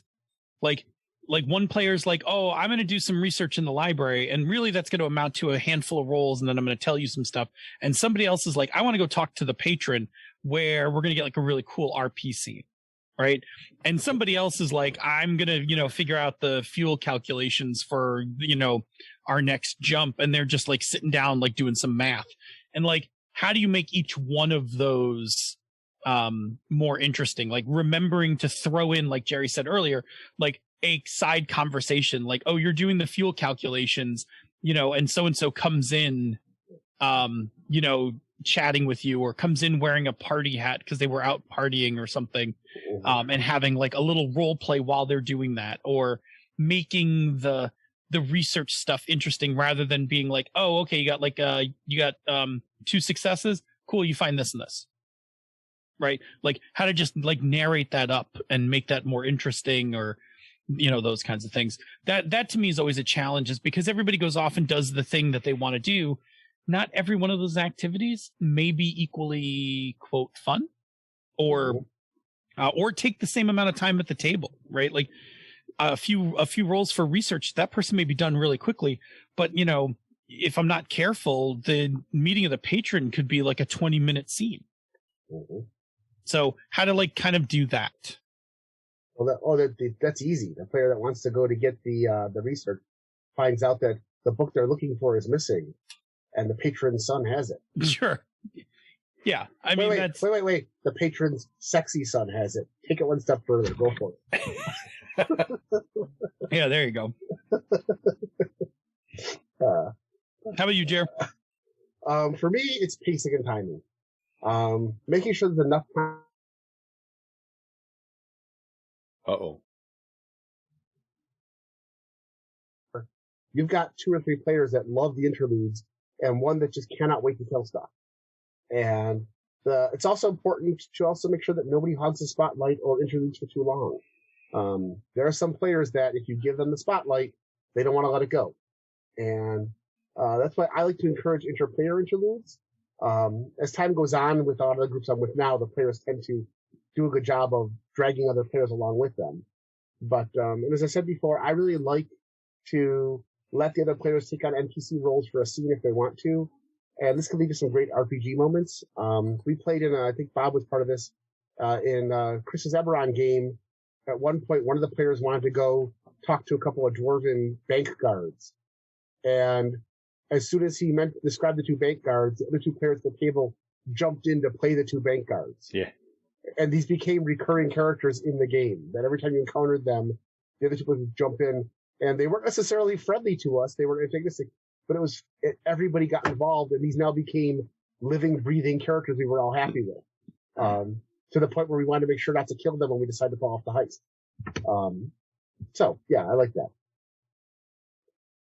Cool. Bob?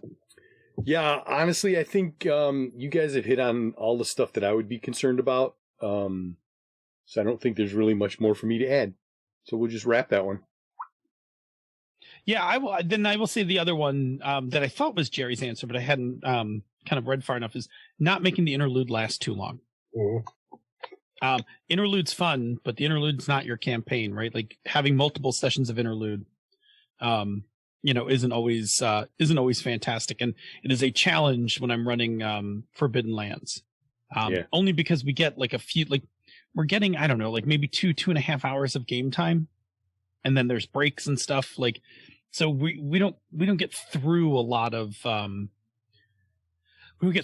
material. And honestly, doing the thing where it's like, oh, we'll do the spreadsheet thing online during the week. Like, we're not going to do that.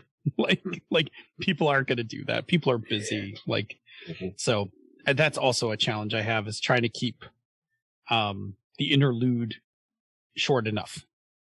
And I think that's something that you need to talk to your players about, because you may find out that interludes are are somebody's favorite part of, or it might be everybody's favorite part of the session. They may enjoy doing interludes for a longer time. And if that's the case, and you're having fun with it, but also you may have people like, I want to kill stuff now. Right. Yeah. And sometimes you can have them kill stuff during interlude. Yeah. Well, that's the side, right? Like throw a side quest in. Yep. Absolutely. All right. So, I think that's our workshop on interludes. Yeah. We hope that the next time you plan out an interlude, that this information will be of help. All right, let's check in one more time with the chat room before heading on over to the conversation corner. Mm-hmm. Senda's discussing basically being a rainmaker to a certain extent, causing trouble. Yeah. Kick over the postcard stand on the way out of the store. Yes. Then help them pick it up. Yes. Talked briefly about how Voyager can't avoid there's an anomaly that crew won't swing out of their way to take a look at. Oh, yeah. It's like, we need to get home. Oh, but there's this cool thing over there. I guess when it's like, it's going to be 70 years to get home, like taking a day or two here and there. But like, I'm telling you as a project manager, that is how you boil yourself. That's how you boil yourself alive, right? Like, it's that scope creep every day, right? Like, there's discipline. You need some discipline. Yep. Avoid the spatial anomaly. unless it pumps out chronoton radiation, and then you should run right at it. If it's pumping out chronotons, that's going to be a good time. There you go. Okay. So Senda's got a serious actual question. Oh, there we go. Using interludes in role-play heavy games like PBTA, yay or nay, good or bad? No, we've done it. So I will use the Airy Peaks as an example. The Airy Peaks absolutely had brief interludes because we would leave the mountain and come back to town. And we would, drink and get information. We'd have a couple NPC interactions, and then we would decide what we were going to do next in the mountain, go buy some gear, and head back in. I totally think it works there. I'm trying to think of some other PBTA games where, I think you can always fit an interlude in. Because I think that if you look at it as in terms of beat changes, right? An interlude is a really nice beat change from like, hey, we just finished in Cartel. We just fended off an attack from the Zetas. And like, instead of just jumping into, now the Federales are coming, to crack down on us, like having an interlude session is, gives you that change in beat, and lets you kind of pursue, different things. Because again, if your whole game is heavy RP, then your interlude doesn't have to be. Yeah. It can be that's the kind of like what you need in an interlude is, what your characters and players need, right? So if you have a ton of heavy RP and your interlude could be more mechanical. It could be those kind of questions that Jerry did, where it's just like, hey, you went out partying, like after you survived the attack on the Zetas and everything's quiet, you went out partying for the night. Who did you hook up with? Like, or, who did you hook up with and why is that going to be a problem the next morning? That's the real question. Yeah. That's, always tack on, and we've done other shows on leading questions. Yeah. But those things are like future fodder.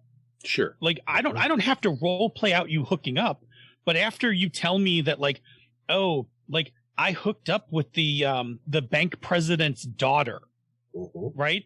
And now El Jefe is trying to get a loan or launder some money through the bank, and the bank president's pissed because one of his lieutenants hooked up with his daughter and got caught or something. Like, that's future story. That shit I write down on an index card where I'm like, cool, thank you, I don't need this right now, but I'll take this for future use. But all that being said, if your sessions are super heavy role playing, you may not even need an interlude because you may be covering all of that. If you've got the beats, right? Like, I will say this, like, and this, I think is true for almost any kind of beat analysis, right? Too many intense beats, and you become numb to it, right? You need the breather. And I don't have to do heavy RP to have that breather where I'm like, cool, El Sicario, what do you do on your like day off? Right? We don't have to role play that out, but just tell me, like, what do you do on your day off? Let me ask you an interesting question about it. Like, what interesting person did you run into, when you went to church? Like, who did you run into at church that you did not expect to be there? I think the point that I'm trying to address is that it sounds like Andy's comment. I feel most of my games don't have this formal interlude because they are roleplay heavy. Now, do you need to insert an interlude where you ask that question if during the course of play, two characters are talking about that just on the fly, off the cuff? I guess here's my point. Okay, I can answer that too. Go ahead. Right. I guess here's my point. If you are thinking that if you are thinking that you need the interlude to have character-to-character interactions, I would say that's only one of many reasons you would have an interlude. So if you're having character-character interactions all over the place, that's not a thing you need to have during the interlude. Mm-hmm. But all the other pieces, world advancement, upgrades, training, all of those things, like those are all still things that kind of need to happen when the pressure isn't on. Now, you don't have to have it. You don't have to have interludes at all. We don't use them at all in DCC. No. Right? I think that's what I was getting at earlier when I said that sometimes the interludes occur in the middle of the adventure. And they don't have to be one. I think that we made it sound like it's much more formal, and it doesn't have to be. I'm going to argue against your point only in that we defined interludes as the section between one story and another. You're talking about interlude as character interaction, and you can have character interactions anywhere in the middle of a scene or whatever. An interlude, as we defined it, is a very specific term meaning the portion of a session or a session where one story has concluded and the next one has not started. Yes. Okay.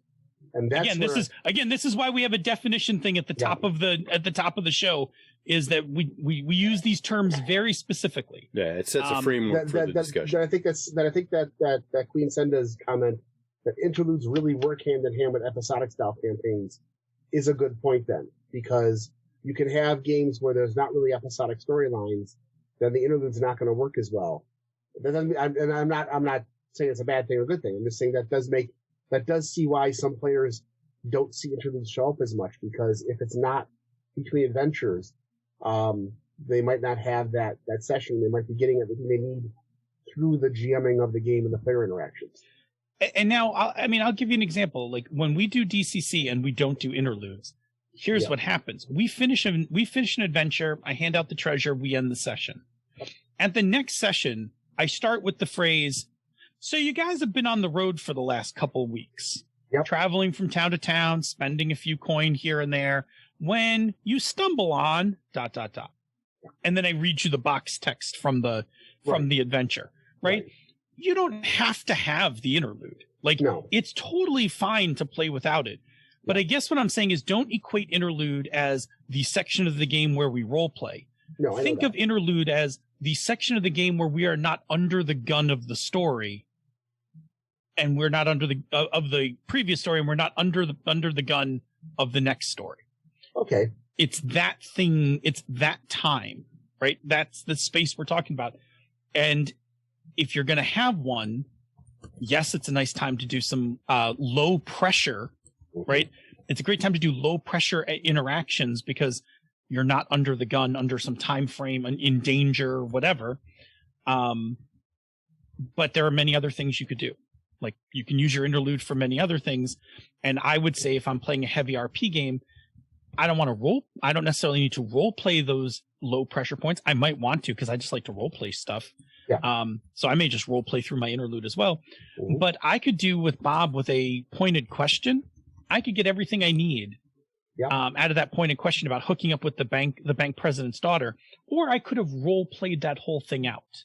Like, oh, you're in the club. This girl comes up to you. She's really hot. She's flirtatious. What do you have a chat with you? We could RP that whole thing out. Yep. Or I could just ask you the question, like, what's the big problem with the person you just slept with? Yeah. And jot that down on a card, because really what I'm doing in that type of interlude, when I'm asking you that pointed question, is I'm harvesting complications. Yeah. Right? I'm collecting complications that I can use later, so that when you're like, oh yeah, I want to do this thing, and it turns out it's like, oh, that's her dad. And that's the guy that, you know, like it's the guy at the end of the hallway that saw you sneaking out the door with your clothes in your hand. Right? Now we got some drama. Yep. Good questions from the group. Yeah, good questions. Yeah. I guess my point is don't assume that the interlude is only role play. Right. It's a downbeat. It's a relaxing beat. And not required. You can totally play without them. Mm-hmm. Yeah. Cool. Bounce to the conversation corner. Conversation corner. Where's my button? There it is. Love that sound. Bing, bing, bing, boom. All right. So I have now officially started into Cobra Kai Season 3. Mm-hmm. Good stuff. Oh, good stuff. Boy, good. Can't wait to see where this goes. Still working my way through the Season 1 of Avatar: The Last Airbender. And getting twitchy about football playoffs. Oh man, how about them Bills? Go Bills! Yeah. And ticked off because. Go ahead. Listen, I know it's better that we're playing Indianapolis, but I was like a little sad that we weren't going to play Tennessee, because I was like, you know what I want? I want like the ultimate revenge run. Like, oh yeah, we pounded the Patriots into the ground. We squished the fish. Let's finish off Tennessee for what, you know, for the for what they did years ago. Like, let's just ride right through everybody. I mean, we honestly have a score to settle with Tennessee anyway, because we played them in the regular season this year. Yeah, we had back-to-back losses against Tennessee and Kansas City, right. And it's entirely possible if we keep going that we could hit both of them through the course of this. It's exciting football, yeah. man. Yeah, it's exciting football. It's fun, and some some really fun, creative ways. I love when you see football teams do things that are unexpected, and you see these, you know, backwards passes, or was it last week we had the fake punt? Yep. You know, and this week I also like underdog stories. Yeah. For those who haven't been following it, this week they brought a player off who's been playing on the practice squad. He has not actually played in regular season since the season began. Put him in, and he scores a touchdown on his second play. Yeah. And just, you know, what a great way to come out and show people what you can do. Yeah. Those are the things I find fun. You know, the color stories as well. So yeah. Good stuff. Fun. Good stuff. Mm-hmm. What about you, Phil? Had a pretty chill New Year's Eve. You know, again, wasn't going out for any reason. Yeah. Wound up hanging out with after the ball dropped here on the East Coast. Wound up hanging out, I think, till almost like 4 a.m. With people on the Mumbles. It was actually a lot of fun, just chilling. I played some Forbidden Lands. I binged, because my son insisted, and I was not going to deny him. We binged Cobra Kai Season 3 on New Year's Day. So polished off all 10 episodes in one fantastic run. Which I don't binge things, right? I never binge things. So this was this was me sitting on the couch for like 6 hours, and you know, just taking a break to heat up some lunch and stuff like that. But my son and I were really excited. Like, we were both on to the show before it came on to Netflix. Like, we were watching it on YouTube, and had to wait the extra year for it to move over to Netflix before we could see Season 3. So needless to say, we were very excited. Mm-hmm. I loved the season. Obviously no spoilers because it's so new. But it's doing everything that the previous seasons have done. It's a great continuation. And it continues to incorporate the old material and expand on new material. And honestly, I love the idea that I think there's some people on the Gauntlet who've been running their own Cobra Kai campaign using Hearts of Wu Lin.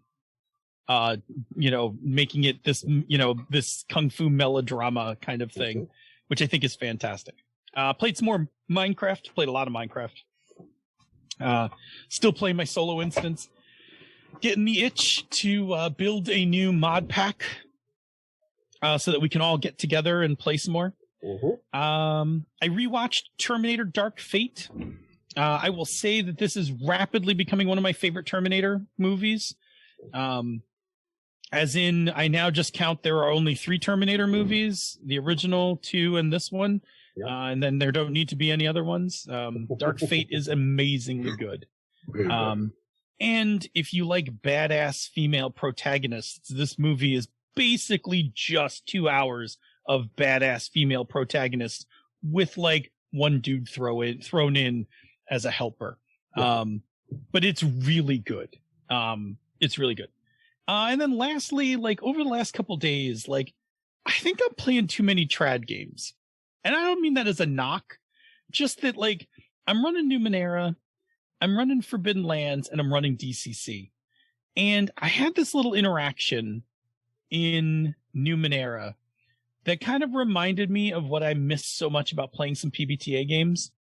It had to do with Tony, and it had to do with Tony and Tony wanted to do what Tony does best, which is stir up some trouble. And I had to make a roll for it in Numenera, and he passed the roll, and he's like, oh, well, I guess that's not going to, happen. And I wound up interpreting the success like in a kind of obtuse way that I think he enjoyed. But it just occurred to me, like, I miss the 7 to 9. Like, I love the, yes, you do a thing, but pick from one of the following things, and then that gets kicked over to me to interpret. Like, I'll take the worst deal. Like, okay, yeah, you can either do this, but like your deck will break or something. Like, I miss that interaction. Like my role in like trad games is like, set a difficulty. Did you pass? Did you fail? If you failed, I can, in some games, depending on the game, I can actually do something about it. But I don't know. Like, I miss the middle. I miss success with a complication. I'm missing games that have that feature in it, and I am not playing any games right now that have success with a complication. I have complication or I have success, but almost nothing I'm running right now has both, and it's making me think that I'm gonna probably going to have us finish up DCC and then run something else on that Thursday night slot. Like, I think I just want to play something. Different, which is okay. Like, I've enjoyed all the games I'm running, and I really am enjoying my Forbidden Lands and my Numenera games. Like, I'm very reticent to tank either. I wouldn't tank my Forbidden Lands game. Like, that's not a thing. And my Numenera games is new, but I like where it's going. Like, I just like. I like that game, and I don't want to really mess with it. I am kind of with Tony that if I could be talked into changing the mechanics of that game and just leaving the rest of it alone. Like, I could play Numenera as a Fate accelerated game without much convincing, or a one game or whatever. Like, the cipher system's nice, but it's almost too simplistic. I don't know how, Bob, what your feeling is on it, but I find the cipher system to be pretty cut and dry. Yeah, I enjoy the game, but when somebody's like, hey, let's play a new game, what do you want to play? Let's play this cipher system game. I'm not like, awesome, let's go play this cipher system game. There's nothing wrong with it. It's just not my first choice. Yep. No, I'm with you. Like, I don't think there's anything wrong with the system. I think it's perfectly fine. I think it's great for newer GMs. It takes a lot of work off of newer GMs and things like that.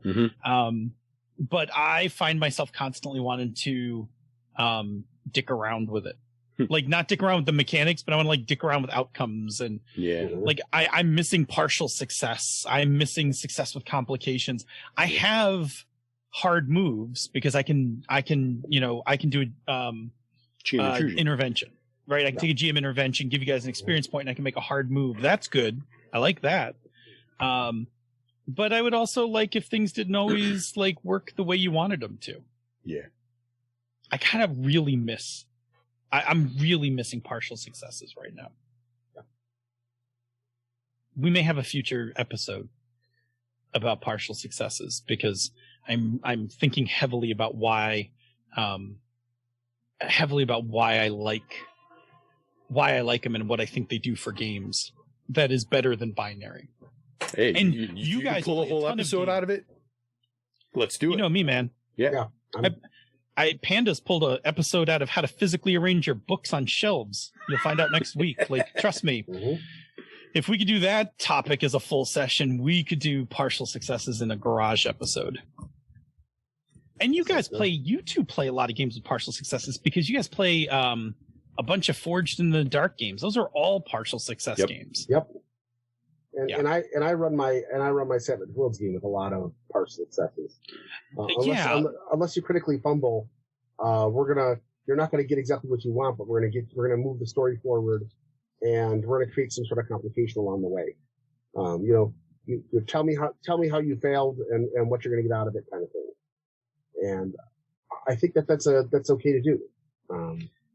Yeah, if I was to run Numenera as a one, as a one game, or if I ran Numenera as a Fate accelerated game, like I could get partial successes, right? Because I can get failure with a minor consequence. I can get ties that are, things like I don't know.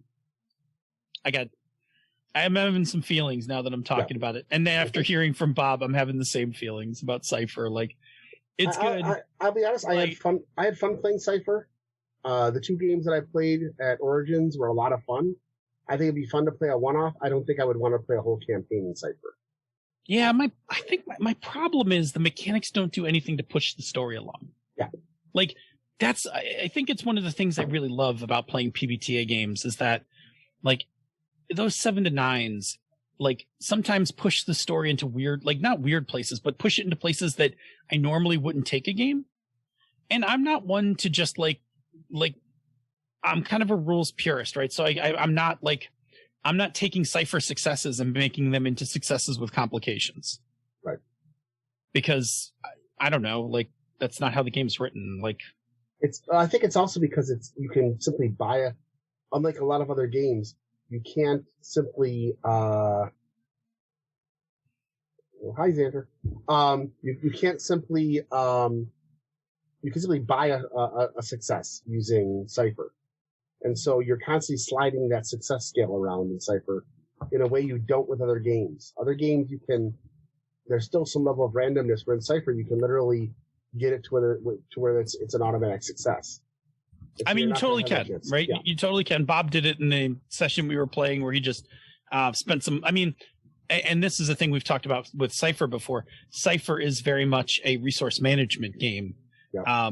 So you're managing your pools, and we were doing some research, and Bob could have rolled, but he was like, I'm just going to spend 2 levels of effort and push this thing down to a 0.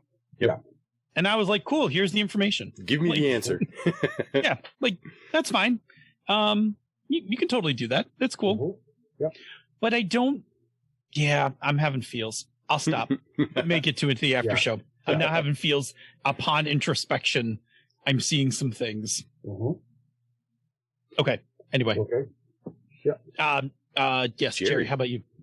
I've been playing a little bit of video gaming. Been doing some game plotting. I've been the Eberron game I did. Actually, I realized that towards the end of this that my last session of Eberron that I ran, this one was entirely an interlude because they got to 3/4 of the end of the adventure, and it was whether or not they were going to continue the adventure at all or not. So we spent the whole time with characters talking to each other. 2 of the player characters went on their first dinner date. All that kind of stuff that went on as a downtime thing, and then we went on from there. So now it's been fun to plot out where the next thing's going to go. Just like you, I've been getting the urge to run something different. I've been looking at a variant of Barbarians of Lemuria called Dicey Tales, which is a pulp adventure version of it. Kind of Indiana Jones, Doc Savage, that kind of thing. The only problem I'm having is I might have to move it around a lot, because the more I look into running Pulp Era adventures, there's some racism going on almost everywhere you look. Yeah. Pulp Era's got a lot of problems. Unless you're fighting Nazis, every other pulpy enemy is just a horrible caricature. And so I'm looking at, I'm taking time to figure out how to do the adventures I want without having, which it's possible to do. It takes a little bit of effort to do the adventures I want without having, oh look, you're on an island with a bunch of natives. Oh, that's not going to work out. That kind of thing. Not to lean heavily on those tropes. Yeah. I've also, if those of you who follow my Facebook page know that I backed a thing called Skinny Minis, which are another flat plastic video, and I got the box of them, which ended up being hundreds and hundreds of 3D minis I can use. But that took a lot of snapping them out of their cases, and then the Kickstarter actually included these really nice binders to put them all in, so you can carry them around with you. Oh, that's neat. So that was a lot of watching TV and putting that. And the last thing for me, as you guys know, obviously I'm a big fan of Lego and I'm a big fan of Marvel, and I have a bunch of the Marvel Lego characters, and I've used them in games and such. But I've begun to figure out that by swapping out bits and pieces, in addition to the third-party ones I can purchase, I can make some. So I've been really trying to build up the Sinister Syndicate, Batrox Brigade, and the Masters of Evil. So I picked up some things, like I picked up the Melter, and I have Hydro Man, but I was able to build Batroc by swapping out some parts from 4 or 5 different things. So that's been a lot of fun, just going on to Bricklink, ordering pieces, and then sitting watching TV, sorting out all these pieces and trying to figure out, okay, how can I make this character look like this individual that I want for this particular team, Let me ask you a question. When you say, did you make him the MCU Batroc the Leaper, or did you make him like the comic book Batroc the Leaper? Yes and yes. I've done kind of a mix-up, but mostly the MCU version. I actually, what I actually ended up doing is I took the torso from the ultimate version of Baron Zemo. So the purple shirt with all the bandoliers and everything on it, slapped on Baron Zemo's bright purple arms with the yellow hands, gave him Tony Stark's head with a little stubble on it, and all of a sudden you got a guy who's wearing a military outfit with some purple and yellow accoutrement and a bald head. There's your Batroc. That's not bad, Jer. No, not bad. So I think obviously building Machete, Zeran, and Rattan are going to be easy to do. So just guys with weapons. But things like how to do the living laser, how to do whirlwind, how to do porcupine. Yeah. Trying as much as possible to use existing Lego bits and not going into third-party stuff. So I might need to do that for Titanium Man. So it's just been fun to do because it's something I am with my whatever you want to call it, ADD or whatever. I never just watch TV. I sometimes will watch TV, play a video game, and put something together at the same time. So doing things like watching football games, well, there's 3 hours where I can sit and do something and also work and build something at the same time. And it's tough to write while I'm watching TV, so I don't do that. Yeah, I don't do that either. But it's also very constructive because by the time I'm done, I have something I can use to do. I'm working. What I want to do is I want to run when Savage Sundays finally gets started up again. I want to do a Marvel version of the Suicide Squad. Neat. So cool. Anyway, so that's what plus I like to play with toys. I'm a prop boy. I'm sorry. Yeah. What's wrong with that? So all right. So that's what I've been up to. All right. How about some Patreon shoutouts? Yeah, let's wrap that up here. Thank you to Chris Mead, Dan Simons, David Walker, Drew Smith, Secret Weapon of the Show, Glenn Seiler, one of our friends at the table and or Zoom, Jason Pinella, Jason Pitt, Jean Lorbert, Jeff Stevens, and Jim Morrison. Wait, Jim Morrison. Break on through, baby. Break on through, baby. Yeah. Thank you for being our patrons, and thank you to everyone for listening tonight. If you are free on Tuesday evenings at 8 p.m. Eastern, 6 p.m. the Queen's time, come join us live on Twitch where you can chat with other listeners in the awesome chat room for life and ask us the occasional question. If you cannot make the live show, check out our podcast each week wherever you get your podcast. And take a listen to some of the other shows in the Misdirected Mark Network, such as Mastering Dungeons, Bonestone Obsidian, the FM Gamers, Panda's Talking Games, the Gnomecast, Zhanghu Hustle, The Lounge, and Bonus Experience. You can and should also check out our sibling podcast, Tabletop Bellhop, The Knights of the Night, and the always amazing Gaming and BS. After you have met with your patron, fueled up your starship, but aren't sure what coordinates to punch in, leave us some feedback.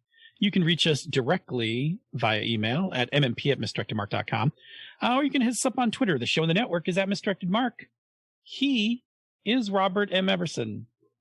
He is GM Gerrymander, and I am DNA Phil. If you like what we do here and on the other shows in the Misdirected Mark Network, you can support our Patreon campaigns. MMP Mastering Dungeons and Pandas Talking Games are at patreon.com/MMP. Zhanghu Hustle is at patreon.com/Zhanghu Hustle, and Bonus Experience is at patreon.com/Bonus Experience. Excuse me. Patrons of MMP Mastering Dungeons and Pandas Talking Games get access to the after show, pre-production show notes, musical parodies, the Pandas Talking Games bonus outtakes, and other special releases. That's been renamed. What? It is now the You're killing me, Smalls. Lounge. You're killing me, Smalls. That is now the Bamboo Lounge. Ooh. Somebody else fix that. Oh. All right. All right. So, with all the name changes in place, and now that everything's been corrected properly, we can announce that this has been a Misdirected Mark production, the media arm of Encoded Designs. Mic drop. We out.